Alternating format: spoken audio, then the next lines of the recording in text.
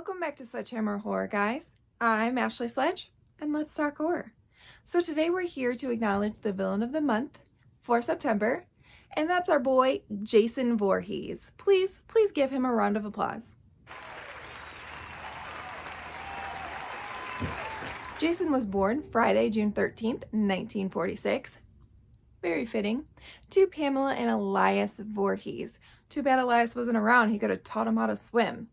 How many kills might Jason have? He has 152 kills, believed to be the second highest among our slasher villains. Way to go, Jason. That's an accomplishment. How many times has Jason himself been killed or almost killed? Let's get into it. So the OG, he drowned as a kid. We all know where it all started. In part 2, he survived. Good job, Jason. Then in part 3, he was struck in the head with an axe by Chris.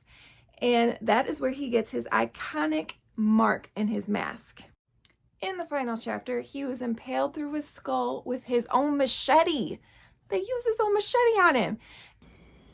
You gonna get it, bitch! A new beginning, it wasn't Jason, but a copycat killer. It doesn't count. In part 6, Jason lives. Jason was chained to the bottom of the Crystal Lake and his throat was sliced by the propeller of a boat. And then part 7, the new blood, Jason was dragged to the bottom of the lake and chained there by Tina's father's soul. I get why he doesn't like the lake. And Friday the 13th, part 8, Jason takes Manhattan. Jason was covered in toxic waste, burning his face, and then he was swept in a wave of waste that takes him back to Crystal Lake.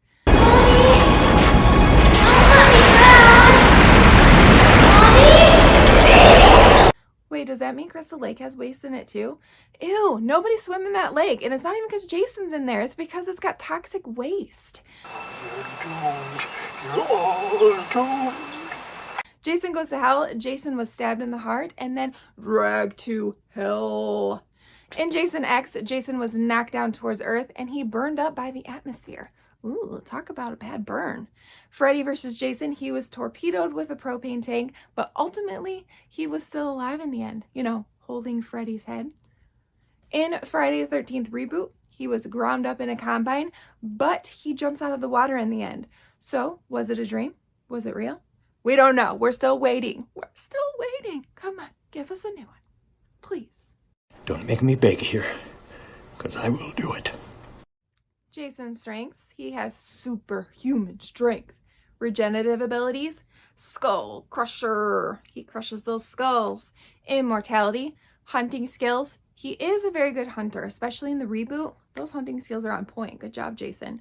Durability and teleportation. So, good job. Those are all great strengths. Best kills. In part 7, The New Blood, 1988, when Judy is in her sleeping bag and he slams her body against a tree in the sleeping bag. What a horrible way to go. Oh, that hurts. That hurts the whole body. In Jason X, when Adrienne, she gets her head submerged into the liquid nitrogen and it freezes and her head smashes apart. Oh, it's pretty freaking awesome, I have to say. In part 3, where Jason swings a machete down between Andy's legs and chops him in half, and then later you see his guts outside his body while his blood is dripping on Deb from the ceiling beam. Ooh, way to split, Andy. I cracked myself up.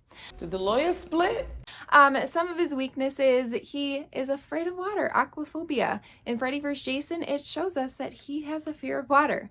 And then he can be easily manipulated, by his younger self, by his mother. He does have mother's issues. His arch nemesis, all the Camp Crystal Lake counselors, they let him drown. Tommy Jarvis, really anyone that goes to his lake, get out of his lake. Jason, he's loved for the fact that he seeks revenge for the wrongdoing of others. He wanted to fit in, but because he drowned and the way he was treated, he's back for revenge. And I think that we live vicariously through Jason and the fact that he seeks out the revenge for himself and his mother. We almost have empathy for this violent killer. He has these brutal, over-the-top kills that us horror fans are here for. He is a horror icon with this distinctive look, and the influence on the slasher film genre has not gone unnoticed. Jason, he's a killing machine and not a force to be reckoned with. Thank you so much for watching my Villain of the Month. Please stay tuned for Spooky Season Villain of the Month. It's gonna be a good one. And if you haven't already, please like and subscribe. It helps our channel more than you know. And follow Sledgehammer Horror on all our social media. And until next time, keep talking horror, stay who you are, and I'll see you guys soon. Bye, guys.